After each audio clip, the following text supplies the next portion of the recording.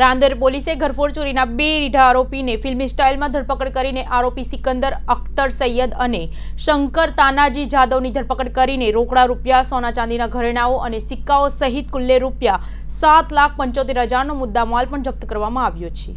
રાંદેર પોલીસે ઘરફોડ ચોરીના 2 રીઢા આરોપીઓને ફિલ્મી સ્ટાઇલમાં ધરપકડ આરોપી સિકંદર અખ્તર સૈયદ અને શંકર તાનાજી જાદવની ધરપકડ કરી રોકડા રૂપિયા, સોના ચાંદીના ઘરેણાઓ, સિક્કાઓ સહિત કુલ રૂપિયા 7,77,000નો મુદ્દામાલ પણ જપ્ત કરવામાં આવ્યો છે। આરોપીઓએ એક દિવસ પહેલા જ રાત્રિ દરમિયાન રાંદેર વિસ્તારમાંથી પકડાઈ તમામ મુદ્દામાલની ચોરી કરી હતી। સમગ્ર ઘટના સીસીટીવીમાં પણ કેદ થઈ હતી। આરોપીઓ દિવસ દરમિયાન ઘરની રેકી કરી રાત્રિ દરમિયાન ચોરીઓ કરતા હતા। ઘરના દરવાજા, નકુચા, લોખંડનો સેટિંગના કામની કટોની જેવા સાધનો વડે લોક તોડી ઘરમાં પ્રવેશ કરતા હતા। રોકડ રૂપિયા તથા સોના ચાંદીના ઘરેણાની ચોરી કરી ફરાર થઈ જતા હતા। રાંદેર પોલીસે ઘરફોડ ચોરીના 2 રીઢા આરોપીઓને ફિલ્મી સ્ટાઇલમાં ધરપકડ કરી છે। આરોપી સિકંદર અખ્તર સૈયદ અને શંકર તાનાજી જાદવની ધરપકડ કરી આરોપીઓ પાસેથી રોકડા રૂપિયા, સોના ચાંદીના ઘરેણાઓ, સિક્કાઓ સહિત કુલ રૂપિયા 7,77,000નો મુદ્દામાલ પણ જપ્ત કરવામાં આવ્યો છે। આરોપીઓએ એક દિવસ પહેલા જ રાત્રિ દરમિયાન રાંદેર વિસ્તારમાંથી પકડાયેલા તમામ મુદ્દામાલની ચોરી કરી હતી, જે સમગ્ર ઘટના સીસીટીવીમાં પણ કેદ થઈ છે। આરોપીઓ દિવસ દરમિયાન ઘરની રેકી કરી રાત્રિ દરમિયાન ચોરીઓ કરતા હતા। ઘરના દરવાજાના નકુચા, લોખંડના સેટિંગના કામની કટોની જેવા સાધનો વડે લોક તોડી ઘરમાં પ્રવેશ કરતા હતા। રોકડ રૂપિયા તથા સોના ચાંદીના ઘરેણાની ચોરી કરીને ફરાર થઈ જતા હતા। રાત્રે 3:30 વાગે કંટ્રોલ રૂમમાંથી પીસીઆરને કોલ હતો કે કલ્પના સોસાયટીની અંદર કોઈ અજાણ્યા ઈસમો અંદર ઘરમાં ઘૂસી ગયા છે। એ કોલનો રિસ્પોન્સ અમારો રિસ્પોન્સ ટાઈમ લગભગ 5 મિનિટનો જ હતો। 3:35 રાંદેરની પીસીઆર ત્યાં આગળ પહોંચી ગઈ હતી અને પહોંચ્યા પછી જે ફરિયાદી હતા એને પૂછ્યું કે શું થયું છે, તો એણે જણાવ્યું કે અમારા બેડરૂમની ઉપરના રૂમની અંદર કોઈ ગ્રીલ તોડી અંદર ઘૂસી ગયા હતા। 2 ઈસમ જેવા હતા અને એ લોકો આવી રીતે ઘરની અંદરથી અમારી અલમારી તોડી, મમ્મી પપ્પાનું રૂમનું જે તિજોરી હતી એ તોડી અને રોકડ રકમ અને ચાંદી અને સોનાના દાગીના લઈને ભાગી ગયા છે। રાંદેર પીસીઆરની અંદર અમારા ડી સ્ટાફના 2 કોન્સ્ટેબલ અર્જુન અને ગૌરવભાઈ બંને હતા। એ લોકોને સાંભળી ત્યાંથી તુરત જ એ લોકો નીકળી અને આજુબાજુ જવા લાગ્યા।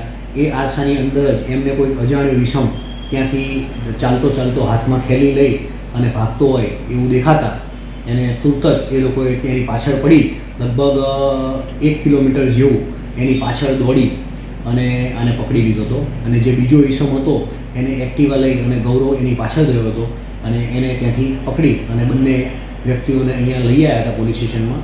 પૂછપરછ કરતાં એમની જોડેથી રસ્તામાં એને થેલી ફેંકી દીધી હતી। એ થેલીની પૂછપરછ કરી અને અમે પાછા ફરીવાર ડી સ્ટાફના માણસો, જે રાંદેરનો અત્યારે રમજાન મહિનો ચાલે છે એટલે અમારા ડી સ્ટાફના તમામ માણસો, D staff PSI DS Parmar પણ પોતે ત્યાં હાજર હતા અને તાત્કાલિક ટીમો બનાવી અને બધો જે કંઈ મુદ્દામાલ હતો એને કબજે કરી લીધો। આ લોકોનો ગુનાહિત ઇતિહાસ શું છે? આજે આમાં 2 આરોપી છે, એક સિકંદર અને એક શંકર કરીને।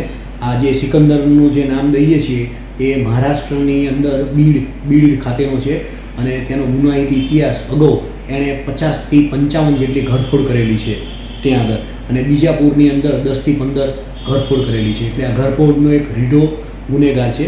આ શંકર તાનાજી જાદવ કરીને છે, એને પણ ત્યાં આગળ બીડની અંદર 20થી 25 ગુનાની અંદર ઘરફોડના ગુનાઓ છે। એ સિવાય ઔરંગાબાદની અંદર 10થી 15 ગુના એના વિરુદ્ધમાં દાખલ થયેલા છે।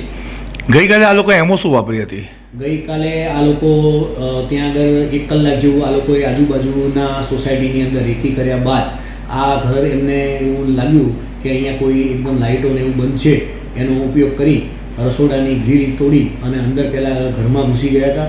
ઘરમાં ઘૂસ્યા બાદ બધું જે વસ્તુઓ વારાફરતી એક પછી એક રૂમની અંદર એ લોકોએ તપાસ કરી જે એમના હાથમાં આવ્યું એ બધું આ લોકોએ લઈ લીધું।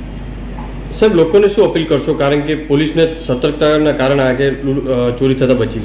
જો કામ કહેવા જઈએ તો આજે કલ્પના સોસાયટીની અંદરથી જે આ યોગેશભાઈ કરીને જે છે એને સહેજ પણ આવો જરા પણ ડાઉટ ગયો અને તુરત જ એણે કંટ્રોલ રૂમની અંદર ફોન કર્યો અને કોલ લાગતા 3:30 ફોન આવ્યો અને 3:35નો અમારો રિસ્પોન્સ ટાઈમ હતો રાંદેર પીસીઆરનો, અને તુરત જ એક્શનમાં આવી અને આ કર્યું। એટલે કોઈ પણ આવું લાગતું હોય તો તુરત જ એ લોકોએ કંટ્રોલ રૂમનો સંપર્ક કરવો જોઈએ.